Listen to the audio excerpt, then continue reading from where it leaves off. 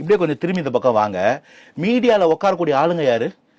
நெறியாளர், ஊடகவியலாளர், மூத்த பத்திரிகையாளர், அரசியல் பேச்சாளர், இவங்க எல்லாம் எப்படி இருக்காங்க? நான் எப்படி வந்தேன்? நான் அரசியல் விமர்சகரா இருந்தேன். அன்னைக்கு நான் தாவேக்கா பண்ண ரைட்னா ரைட்டு, தப்புனா தப்புன்னு சொன்னேன். நான் தாவேக்காக்குள்ள போனதுக்கு அப்புறமா என்ன போயிட்டேன்? என்ன அரசியல் விமர்சகன் போட்டேன்னா என்ன சொல்லி வேலை செய்ய சொன்னாங்க? மாநில செய்தி, நீ செய்தி தொடர்பாளரா போய் பேசுன்னு சொல்லி இருக்காங்க. இந்த ஒரு அடிப்படை அறிவு நேர்மை இருக்கு அவங்க கிட்ட. இன்னமும் நீங்க ப்ராக்சிலே கட்சியில அட்ரஸ் பண்ணிட்டு இருப்பீங்கன்னா உங்ககிட்ட என்ன நேர்மை இருக்குன்னு உங்களை சந்திக்கணும். ஒன்ன சொன்னா மக்கள் கிட்ட கொண்டு போய் சேர்க்கறது ஊடகம். எதை சொன்னாலும் திரிக்கிறதுக்காக நீங்க காத்துக்கிட்டு இருக்கீங்க. நேர்மையா பேசுற ஒருத்தர் உங்களை சந்திச்சுக்கிட்டு தான் இருக்காரு. நீங்க சொல்லக்கூடிய ஊடகத்துல இருக்கக்கூடிய நெறியாளர்கள், நேர்மையாளர்கள் அவர்கிட்ட கான்டாக்ட்ல தான் இருக்கிறாங்க. அவங்க இதை பிரகடனப்படுத்துறது இல்ல. இந்த மாதிரி சில பேர் நரேஷன் செட் பண்றவங்க இதை பண்றாங்க.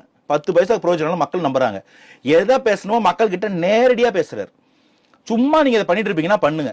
இதெல்லாத்தையும் தாண்டி ஒரு கேள்வி, அவ்வளவுதான் நீங்க ஆகச்சிறந்த ஊடகம், அவ்வளவுதான் இது ஆகச்சிறந்த டெமோக்ராட்டிக் ஸ்டேட்னா, தூய்மை பணியாளர்களுக்கும், செவிலியர்களுக்கும், ஆசிரியர்களுக்கும், ஜாக்டோஜில் இன்னும் போராட்டம் நடந்துட்டு இருக்கு. இத பத்தி ஒரு பிரஸ் கான்ஃபரன்ஸ் முதல்வர் கொடுக்க சொல்லு.